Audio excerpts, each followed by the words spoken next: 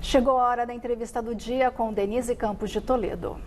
E vamos falar agora sobre a antecipação da vacinação em São Paulo, imunização das vacinas e o avanço da nova onda da pandemia após o Brasil atingir a triste marca de mais de 500 mil mortos pela doença. Eu converso agora com Jean Gorenstein, que é secretário estadual da Saúde. Secretário, boa noite. Boa noite, Denise. Boa noite a todos os telespectadores da Rede Gazeta. É sempre um prazer poder conversar com vocês.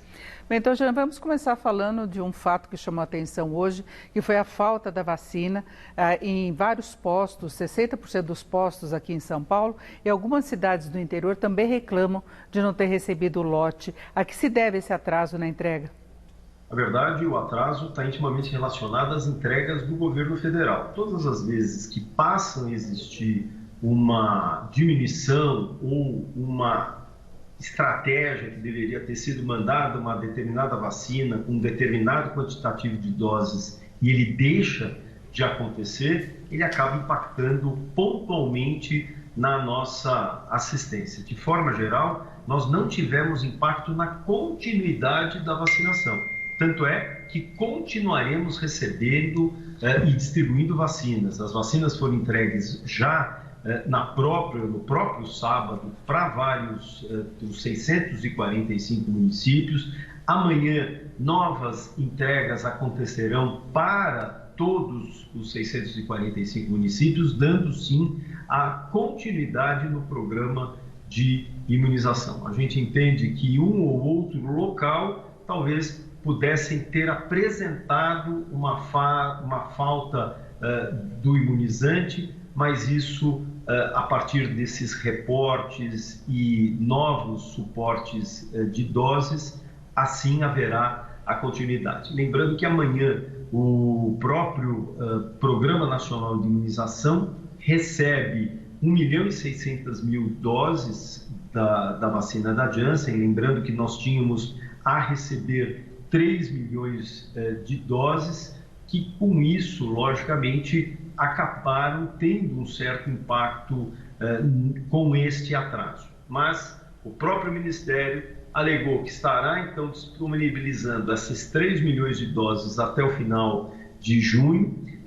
Existe uma proporcionalidade também e perspectiva da Pfizer estar trazendo não apenas 7 milhões de doses, mas 14 milhões de doses distribuídas para o Plano Nacional de Imunização até o final também deste mês de junho, e dessa forma o programa de vacinação deverá continuar de uma forma satisfatória. Agora, estou vendo duas questões, né? São Paulo anunciou recentemente que deve terminar de vacinar a população adulta, pelo menos com a primeira dose, em setembro. Então, houve uma antecipação. Só que a gente percebe que depende desse cronograma de liberação do governo federal. Mesmo a gente tendo a produção da Coronavac aqui em São Paulo, depende dessas entregas. E a gente viu que está incluído, inclusive, a vacina da Janssen nesse cronograma do governo do estado de São Paulo. E aí nós vamos ter também, provavelmente, uma corrida daquelas pessoas que querem tomar determinado tipo de vacina. A da Janssen tem a vantagem de ser uma única dose. Como é que o senhor vê esse processo? É importante nós entendermos que todas as vacinas que estão aí disponíveis são vacinas que foram avaliadas e chanceladas pela Agência Nacional de Vigilância Sanitária, a Anvisa, e são capazes não só de serem efetivas, de promoverem uma imunização adequada, são eficazes, bem como seguras. Por isso, todas estão sendo aí liberadas para serem usadas para todos os brasileiros. Nós estamos indicando vacinas de forma específica apenas para o grupo de gestantes, uma vez que a vacina Coronavac, bem como a vacina da Pfizer, foram elencadas como mais seguras, por não apresentarem riscos de formação de trombos que poderiam acontecer em mulheres grávidas. De toda forma, nos outros grupos, nós não temos o indicativo dessa escolha de uma ou outra vacine. Então, volto a dizer que todas são extremamente seguras e eficazes e podem e devem ser usados. Hoje nós temos que estar muito felizes porque nós temos vacinas, isso é mais importante. Agora, em relação a essa dependência do cronograma do Ministério da Saúde para o Estado de São Paulo cumprir o próprio cronograma?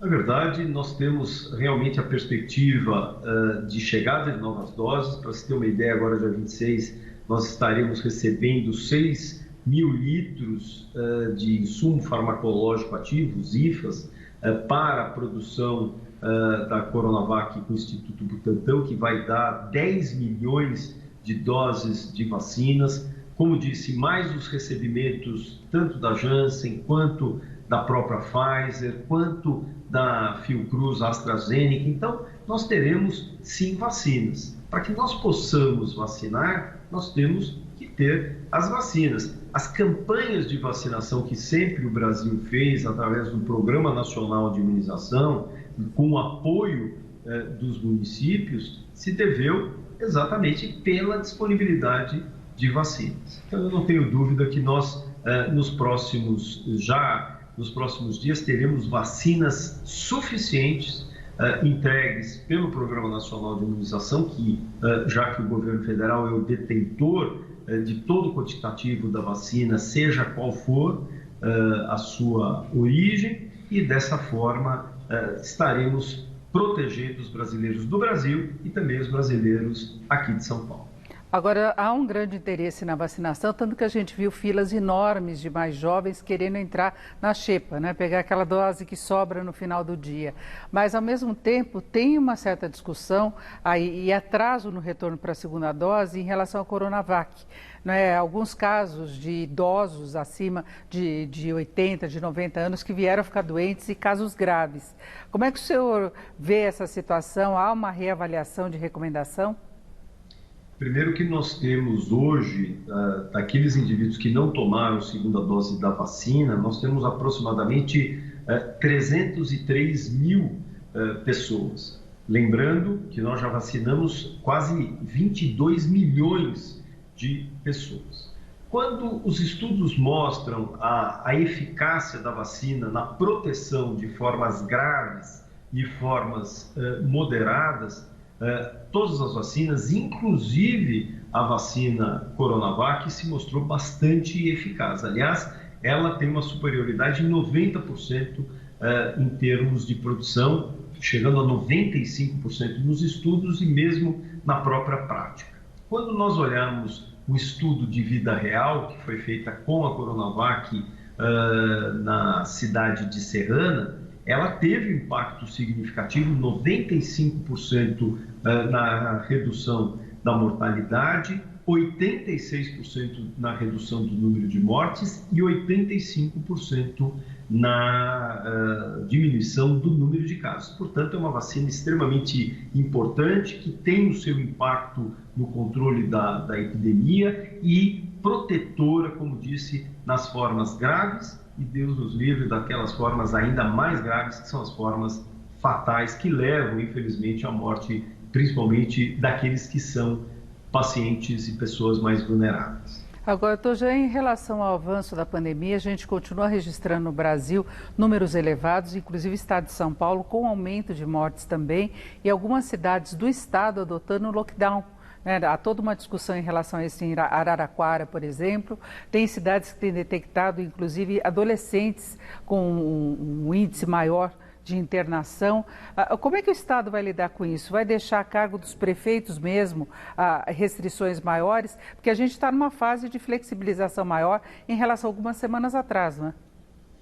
Nós temos que entender que hoje nós estamos ainda numa fase de transição estendida. Essa foi uma visão muito correta do governador João Dória, no sentido de não promover uma ampliação muito mais célere de comércios e serviços. Hoje, dentro dessa fase de transição, nós temos a ocupação dos locais públicos, especialmente estabelecimentos comerciais e serviços, em 40%, e horários, toque de recolher às 9 horas, e dessa maneira fazendo então com que haja uma proteção no sentido de diminuir a circulação das pessoas, e quando você diminui a circulação das pessoas, você com elas diminui também a própria circulação do vírus. Se a gente fosse analisar hoje o pico nessa segunda fase da pandemia, nessa segunda onda, que foi no dia 1º de abril, nós tivemos lá uma taxa de ocupação de 93%